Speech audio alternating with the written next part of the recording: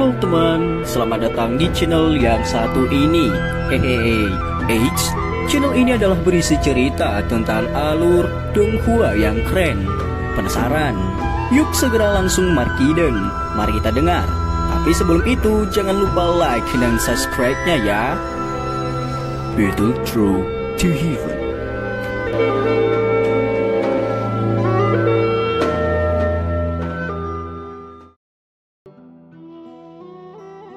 Pada cerita sebelumnya, Xiaoyan pergi ke toko 1000 obat untuk mengambil beberapa bahan obat yang dia butuhkan. Ternyata di lantai pertama dia tidak menemukannya. Dia disarankan sama penjaga ke lantai 2, tapi pembayaran di sana tidak pakai uang atau emas, tetapi menggunakan pil obat. Bagaimana selanjutnya? Markiden, mari kita dengar. Pada saat ini beberapa counter kristal diposisikan di aula lantai kedua. Banyak bahan obat dan barang berharga di sini dibandingkan dengan lantai pertama. Di sini ada banyak sekali manusia, terutama para alkemis untuk membeli bahan obat. Namun kelompok Xiaoyan menarik cukup banyak perhatian ketika mereka muncul. Tapi ketika mereka melihat Xiaoyan tidak mengenakan baju alkemis, mereka perlahan menarik tatapan mereka. Jika orang itu sendiri tidak menunjukkan keahliannya, alkemis lain akan mengalami kesulitan mengidentifikasi kemampuan yang tepat dari orang itu. Oleh karena itu, seseorang seperti Xiaoyan yang tidak mengenakan jubah alkemis akan mengalami kesulitan menarik perhatian orang lain. Namun sebaliknya, mereka lebih memperhatikan dokter peri kecil yang ada di belakang Xiaoyan. Tuan, jangan ragu untuk melihat-lihat. Aku akan pergi dan mencari orang yang bertanggung jawab di sini, ucap orang tua itu. Xiaoyan samar-samar mengangguk. Dia memimpin dokter peri kecil dan Ziyan menyusuri aula besar. Setelah itu mereka tiba di meja kristal. Kejutan muncul di mata mereka. Kayu batu hijau, ganoderma darah, akar sumsum kultur. Melihat bahan-bahan obat langka ini yang membuat para alkemis iri di dunia luar ada di sini semua, Xiaoyan memujinya walaupun dia sudah berpengalaman. Dia juga ada alasan untuk naik ke lantai 2 ini. Dokter peri kecil juga heran dan terkejut ketika melihat kekayaan di wilayah sudut hitam ini. Ziyan yang peka akan bahan obat melihat bahan-bahan itu. Xiaoyan tanpa sadar memutar matanya ketika dia melihat sikapnya ini. Dia buru-buru menarik Ziyan yang tidak mau diatur itu. Jarinya dengan kasar mengetuk dahi Ziyan saat dia dengan lembut berkata, "Leluhur kecil, tingkat ramuan obat yang kamu makan tidak lebih rendah dari ini. Karena itu jangan mempermalukanku," ucap Xiaoyan. Sebagian besar bahan obat yang kita temukan telah dijarah paksa olehmu. Sejak kapan aku memakannya? Ziyan mengatupkan giginya. Saat dia menjawab Xiaoyan, dia melototi Xiaoyan dengan kesal. "Bahan-bahan obat itu secara alami paling aman bersamaku. Kamu memakannya dan benar-benar menyia-nyiakan hal ini," jawab Xiaoyan. Ziyan mengabaikan penjelasan Xiaoyan dan semakin kesal.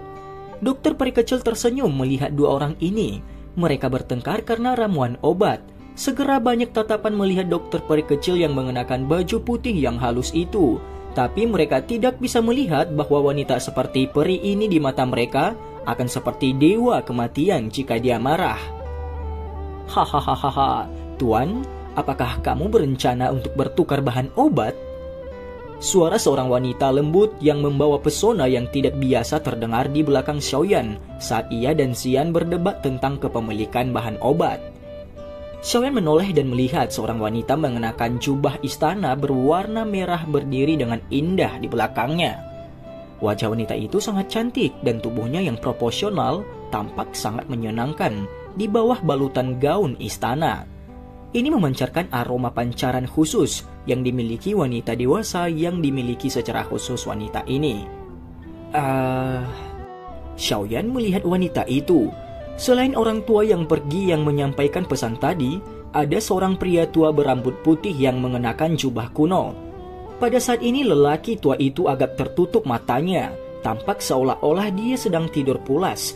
Namun dengan persepsi spiritual Xiaoyan yang bahkan lebih menonjol daripada alkemis tingkat 6, dia bisa mengatakan lelaki tua ini juga seorang alkemis. Selain itu kemungkinan tingkatnya cukup tinggi. Paling tidak, tidak akan lebih rendah dari tingkat fama. Tampaknya wilayah sudut hitam ini benar-benar tempat di mana naga dan harimau bersembunyi. Toko obat ini memiliki alkemis setinggi itu. Gumam Xiaoyan. Mampu merekrut seorang alkemis dari tingkat semacam itu bukanlah sesuatu yang bisa dilakukan dengan harga biasa. Pria tua berambut putih itu tiba-tiba membuka matanya setelah merasakan tatapan Xiaoyan. Untuk beberapa alasan yang tidak diketahui, lelaki tua berambut putih itu samar-samar merasakan aura luar biasa panas dari mata hitam gelap yang nampaknya tak berdasar.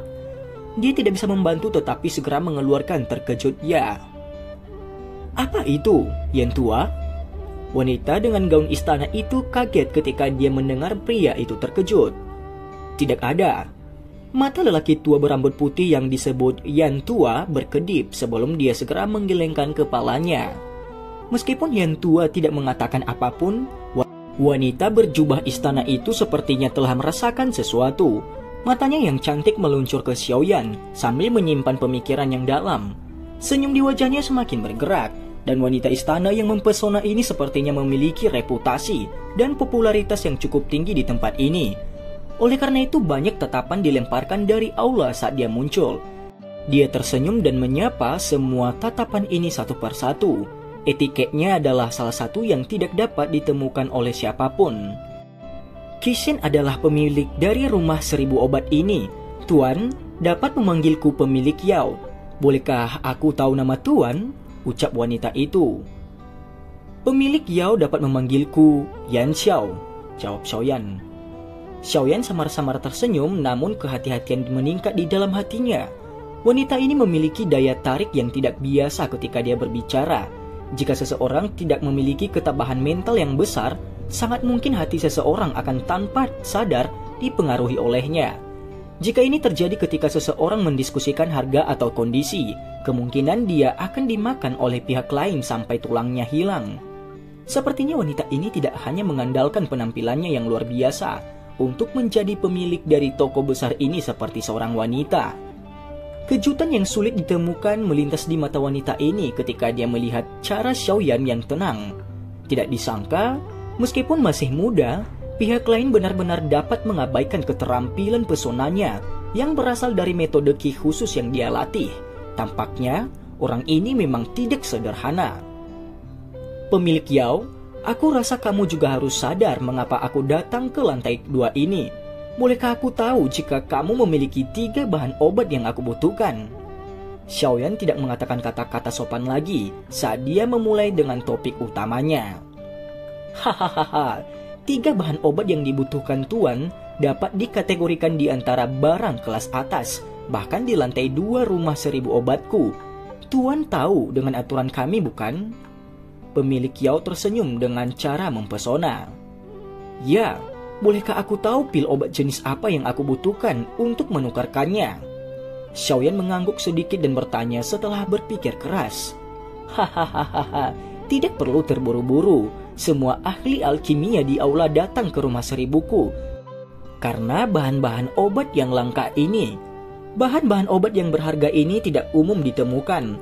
Rumah 1000 obatku telah mencari habis-habisan selama beberapa waktu untuk mendapatkannya. Setiap kali kami menemukan bahan obat, akan ada cukup banyak alkemis yang datang dan menukarnya. Hari ini, kebetulan hari rumah toko 1000 obatku menerima bertukar pil obat. Tuan Yan Xiao benar-benar datang pada waktu yang tepat, ucap wanita itu.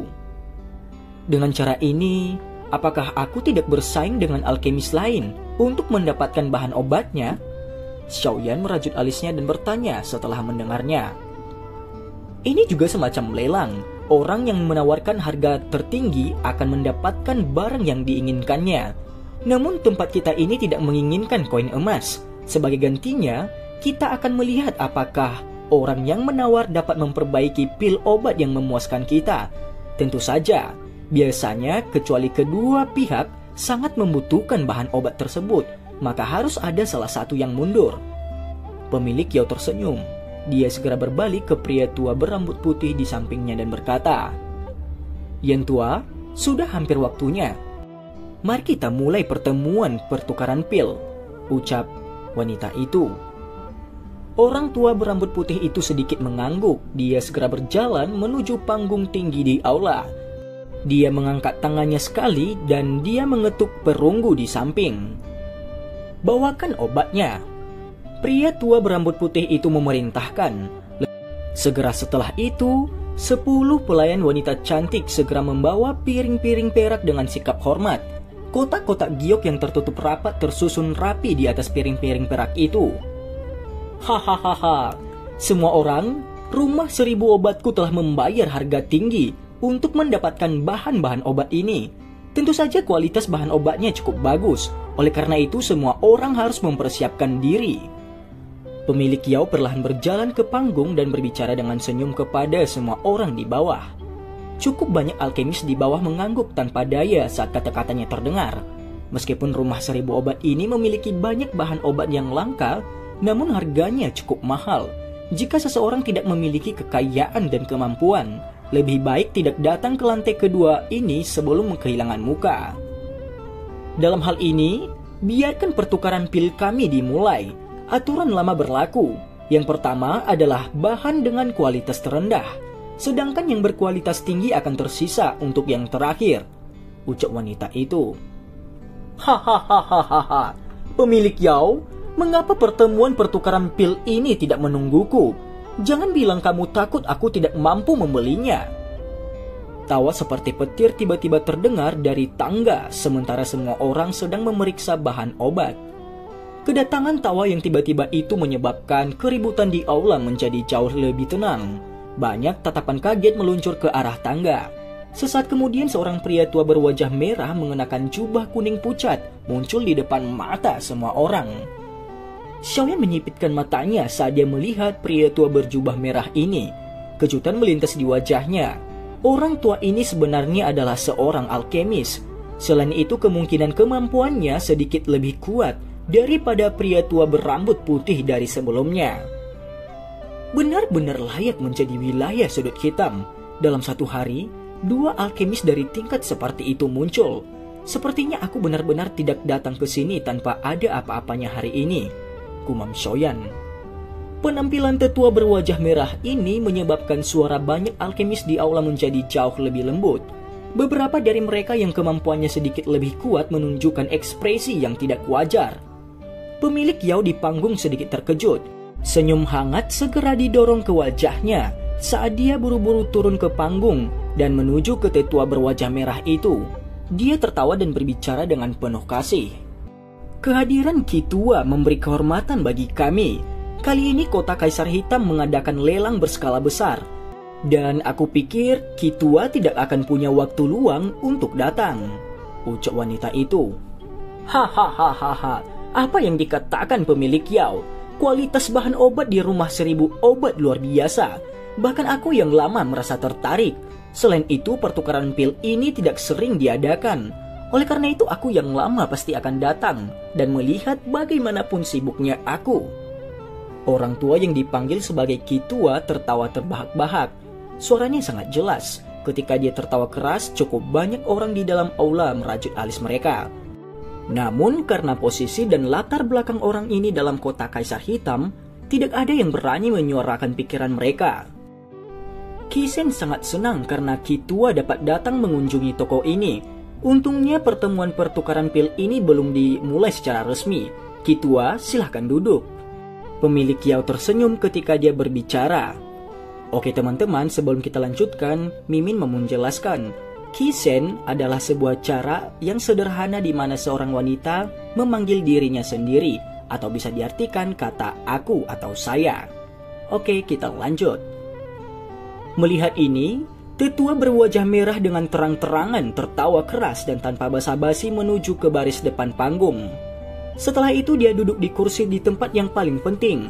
Dia melihat ke sekeliling sebelum akhirnya berhenti sejenak di Xiaoyan yang jaraknya cukup dekat. Setelah itu, dia segera menarik tatapannya. Pemilik Yao menghela nafas lembut tanpa ada memperhatikan setelah melihat tetua berwajah merah telah duduk. Jantungnya diam-diam mengutuk. Setiap kali orang tua ini datang, dia selalu bergantung pada latar belakangnya di dalam kota Kaisar Hitam, yang menyebabkan para pesaing lainnya takut menawar dia. Tetua berwajah merah ini memiliki latar belakang yang cukup kuat. Dia adalah alkemis top dalam sekte Kaisar Hitam. Dikabarkan, dia telah mencapai alkemis tingkat 6 belum lama ini. Dia bisa dianggap sebagai orang yang memiliki kemampuan penyulingan obat terbesar di dalam kota Kaisar Hitam. Selain itu, dengan mengandalkan kekuatan sekte Kaisar Hitam, dia bisa dianggap sebagai orang penting yang kata-katanya sangat diperhatikan di kota Kaisar Hitam. Orang biasa secara alami tidak berani menawar dia. Dengan cara ini, tidak diragukan lagi itu bukan sesuatu yang baik. Dari Rumah 1000 Obat. Lagi pula mereka mengharuskan kedua pihak untuk mengajukan penawaran satu sama lain untuk memaksimalkan keuntungan mereka. Tindakan-tindakan orang ini tidak diragukan lagi melanggar peraturan. Meskipun pemilik Yao merasa tidak puas, dia tidak berani banyak berkata-kata karena pengaruh dari para tetua berwajah merah di dalam kota Kaisar Hitam. Karena itu dia tidak merasakan kegembiraan yang besar pada orang besar yang datang tanpa diundang ini. Orang tua ini memiliki mata tajam. Aku ingin tahu bahan obat apa yang akan dia bawa kali ini. Pemilik Yao mengepalkan tangannya. Bahan-bahan obat ini diperoleh setelah Rumah 1000 Obat mereka mempertaruhkan nyawa cukup banyak untuk mendapatkannya. Pemilik Yao menggelengkan kepalanya sedikit saat pikiran ini terlintas di hatinya. Dia menekan emosi di dalam hatinya sebelum dengan cepat berjalan kembali ke panggung yang tinggi. Senyum sekali lagi melonjak ke wajahnya saat dia mulai menjadi tuan rumah pertemuan pertukaran pil ini. Kelompok Xiaoyan duduk di satu titik ke arah belakang. Bahkan obat yang muncul sebelumnya bukanlah hal yang dia butuhkan. Dan tatapannya telah berhenti pada sesepuh berwajah merah hampir sepanjang waktu. Dari ekspresi alkemis di sekitarnya, ketika pria tua ini muncul lebih awal, sepertinya dia memiliki posisi yang cukup tinggi di dalam kota Kaisar Hitam. Hal lain adalah, orang ini sepertinya tidak menyenangkan. Namun banyak orang tidak berani menyuarakan kemarahan mereka karena beberapa alasan. Dengan mengandalkan persepsi spiritual yang luar biasanya, Xiaoyan bisa merasakan tingkat alkemis sesepuh berwajah merah ini mungkin sedikit lebih tinggi daripada Fama. Namun jika dibandingkan dengan Gu He, dia sedikit lebih rendah. Dia bisa dianggap sebagai Grandmaster alkemis sejati yang akan sangat dicari oleh banyak faksi yang bersaing dalam wilayah sudut hitam ini. Tidak lama setelah itu, apa yang dimaksud pertemuan pertukaran pil ini secara resmi dimulai. Beberapa tatapan para alkemis menyapu bahan-bahan obat yang dipajang. Jika mereka menemukan sesuatu yang cocok, mereka akan melangkah maju. Namun untuk mengambil bahan obat yang mereka minati, mereka harus membayar harga dengan pil obat yang memiliki nilai serupa dengan bahan obat. Xiaoyan samar-samar mengerti sesuatu saat mengamati pertukaran pil ini. Ia menemukan nilai dari bahan-bahan obat ini sekitar setengah atau kurang dari nilai pil obat yang dapat disuling. Sebagai contoh, jika itu adalah bahan obat yang dapat memperbaiki pil obat tingkat 4, seseorang harus menukarkan pil tingkat 3. Namun, jenis pil obat tingkat 3 akan diputuskan oleh Rumah 1000 Obat.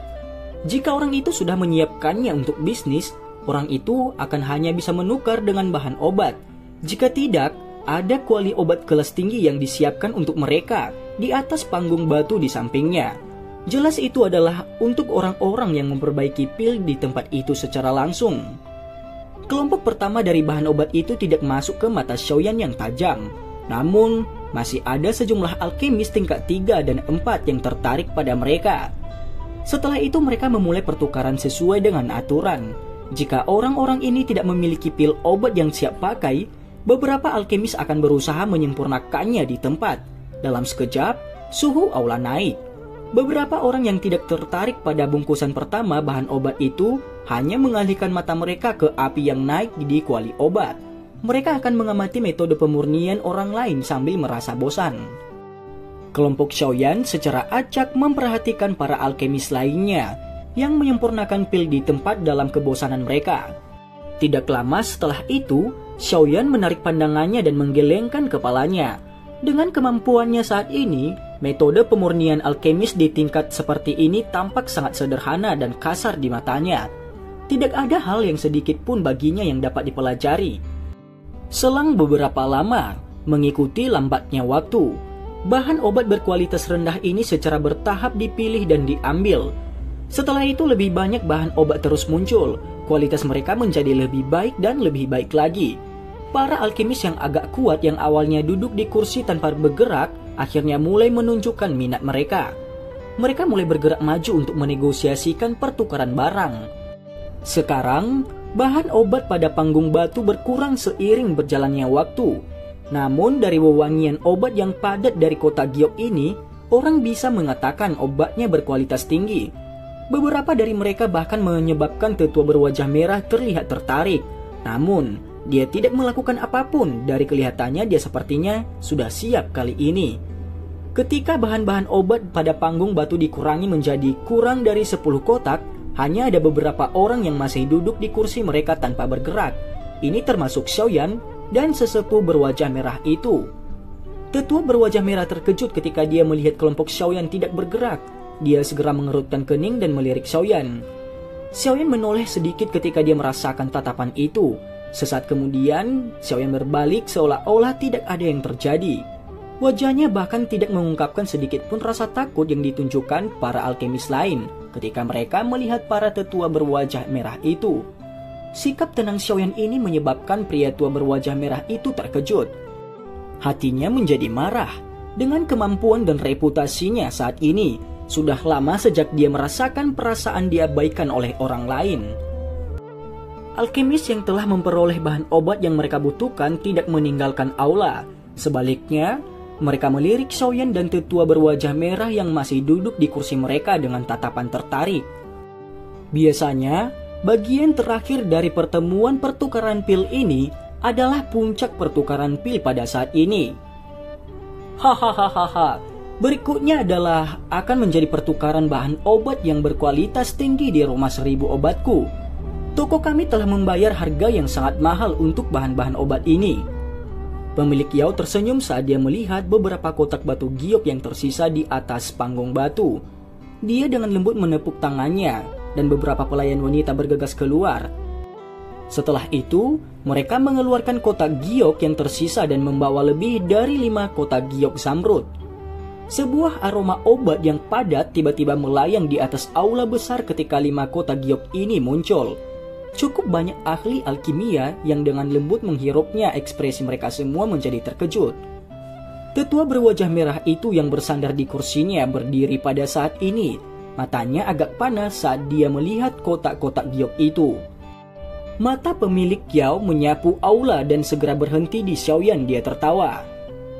Jika beberapa dari kamu tertarik dengan 5 bahan obat ini, silakan ditawar. Xiaoyan menatap tajam pada kotak giok itu. Dalam penglihatannya, dia secara alami dapat melihat interior ketiga kotak itu. Itu adalah target perjalanannya saat ini. Mereka adalah 3 bahan obat terakhir yang dibutuhkan Xiaoyan untuk menyempurnakan pil tulang darah jiwa surga. Xiaoyan menghirup nafas dalam-dalam dan berdiri di bawah tatapan semua orang di aula. Akhirnya dia melangkah ke panggung batu. Tatapan di aula segera berkumpul di Xiaoyan setelah melihat tindakannya ini. Kualitas dari beberapa bahan obat ini sangat tinggi. Jika seseorang ingin menukarkannya, kemungkinan seseorang harus mengambil pil obat tingkat 4 atau 5. Mungkinkah orang ini yang kelihatannya sangat muda mengambil pil obat seperti itu?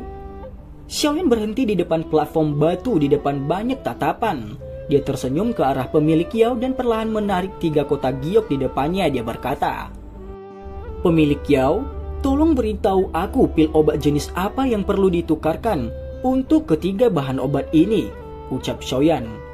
Pemilik Yao tersenyum manis ketika dia mendengar ini. Dia mengangguk dan baru saja akan berbicara ketika wajahnya sedikit berubah. Sebuah tangan besar tiba-tiba diperpanjang ke arah Xiaoyan, sementara wajahnya berubah. Dengan kasar menekan salah satu dari 3 kotak batu giok, suaranya yang nyaring terdengar di atas aula. "Buah tulang giok ini, aku menginginkannya." Dan cerita pun bersambung. Terima kasih telah mendengarkan Mimin sampai akhir ya. Dan jangan lupa nantikan cerita selanjutnya.